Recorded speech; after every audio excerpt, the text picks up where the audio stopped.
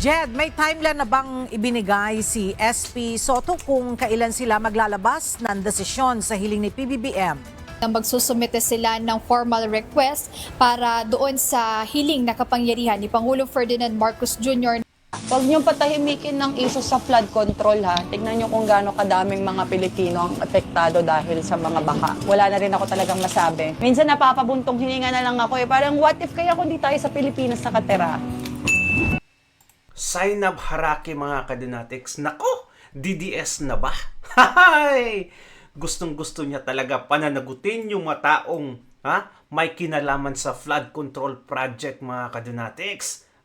Sabi pa niya dito, wag na wag tayong tatahimik patungkol sa issue na yan kasi nakita niya mga kadinatics at nakita natin mukhang mga kadinatics slowly forgetting the issue. Ganyan kabangag si Marcos Jr. Kaya nga mga kadonatics sa New York, nagrally na yung mga kadonatics natin doon. Gustong papauwiin na itong si BBM. Nako! At alam nyo ba kung ano yung hiningi ni BBM ngayon mga kadonatics? This is very scary. This is very scary mga kadonatics. Hiningi din to ni Tatay Digong noon nung siya yung presidente pero hindi binigyan o hindi ibinigay itong hiling na to kasi natatakot sila. Ngayon, hiningi na naman ni Marcos Jr. Pero ang mas nakakatakot mga kadonatics, mukhang ibibigay ng Senado. Hay nako, grabe. Sobra. Pag ito ibinigay kay Bongbong Marcos mga kadonatics, tapos ito, panoorin mo muna natin yung kaunting mensahe ni Zainab Harake mga kadonatics sa kanyang vlog.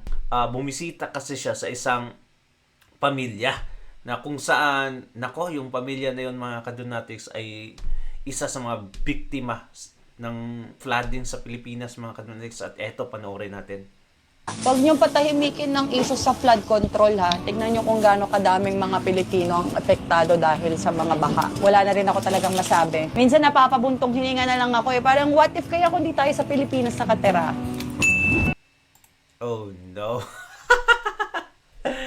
Kinuha lang natin yung short mga kadonatics. Can you imagine that? This is, a day ago? Galit na din. Can you, mga kadonatics ito itong sila Zainab, wala tong pakialam sa politika. For sure mga kadonatics. Pero umabot yung epekto sa kanila. Itong mga vlogger na itong mga kadonatics, gawa ng content sa mga kadonatics na outside politics, mabubuhay at mabubuhay sila. Pero isinama nila mga kadonatics knowing na may mga taong magagalit sa kanila. Oh, di ba? Kasi itong mga loyalista, ayaw nilang pag-usapan yung flood control mga kadonatics. Pag yung isang tao ay talagang pinapanagot yung mga taong may kinalaman sa flood control, ay mukhang sasabihan ka agad mga kadonatics na DDS ka. Well, eto, DDS na ba daw talaga itong si Zainab Harake mga kadonatics? Buti na lang yung mga comments dito is support Sara Duterte. See? Tama ka dyan, Idol Zainab. Flood control, Cabral Files. Ito mga kadonatics, dalawang ito. Kinakalimutan na ngayon ng media, kinakalimutan na ngayon, hindi na binabangkit. And this is very, very sensitive mga kadonatics. Especially itong Cabral Files na may kinalaman sa flood control. Di ba? Kinalimutan na nila ngayon. Tinabunan na ng impeachment kay Inday, mga buwaya. Tama! Di ba? Mga kadonatics, tinabunan na. Doon sila nakafocus. Halos lahat ng media ngayon, mga kadonatics, nakafocus sa 125 million na ginasto ko noon ni Inday Sara Duterte para sa pansariling interest. Grabe, sobra talaga mga kadonatics, sobra. At ito, puntahan natin mga kadonatics ang itong video na to. Marcos, pinapalayas ng mga OFW. Hay, nako. Buti nga sa'yo, BBM. Ayan, Maiksing lang ito mga kadinatics. Ayan.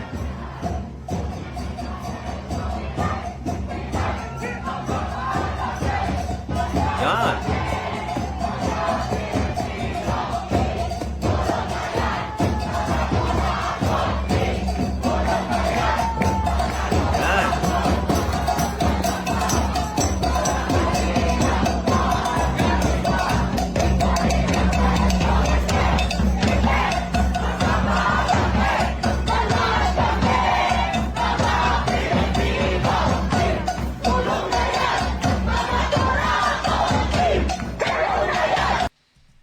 Yan, talsik si BBM daw. Talsik sa, sa bayan. Marcos. Nako. Ano kaya ito mga kadinatics? May partisan kaya ito sila? Ha? Pero mukhang si BBM talaga yung pinapaalis nila sa pesto eh. Biruin mo naman mga kadinatics. Ang daming Pilipino sa US tapos sa ay nako, pumunta ka pa doon. Nako, ay kawawa kang BBM ka. Can you imagine going there and then itong mga tauhan mo mga kadonatics ay nag-rally against you? That is mga kadonatics, that is degrading talaga. Not only kay Bongbong Marcos but sa bansang Pilipinas kung gaano ka-corrupt, kung gaano kasama na yung bansang Pilipinas ngayon mga kadonatics. This is degrading. At alam nyo ba mga kadonatics despite of all what is happening right now, humihingi pa ng emergency power si Bongbong Marcos. Ayan, ito ay nakakatakot talaga. Nung hiningi ni Tatay Digong mga kadonatics for the purpose of resolbahin yung congested traffic sa Pilipinas, sa Maynila, hindi ibinigay. Itong si Po talaga mga kadonatics, si Trapo, siya talaga yung ang nag-insist na hindi pwedeng ibigay ito kay Tatay Digong.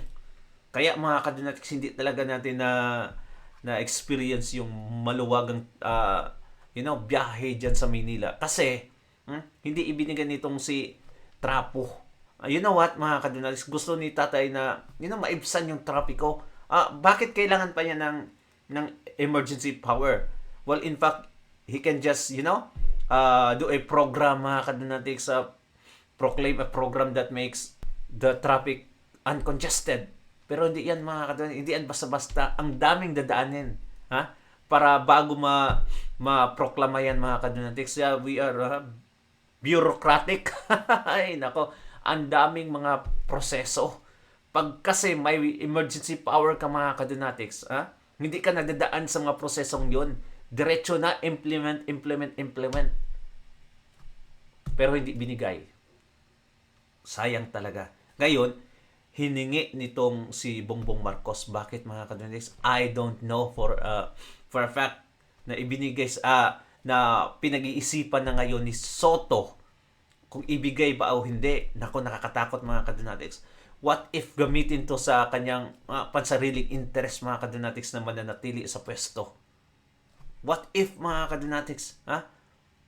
What if lang na, ibabalik niyo yung mga taong, ewan ko, i-close niyang issue or patatahimikin mga kadonatics lahat ng mga against without a process or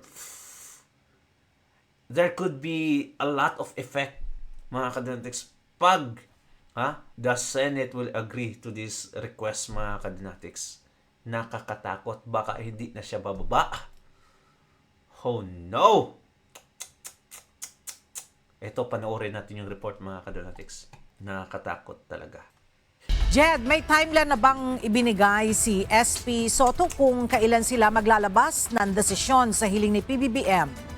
Wala pang timeline o timetable para rito ayon kay Senate President Vicente Tito Soto III dahil aniya kailangan niya munang makita o suriin yung naging pahayag ng Malacanang na magsusumite sila ng formal request para doon sa hiling na kapangyarihan ni Pangulong Ferdinand Marcos Jr. na bawasan o mapababa yung excise tax sa langis.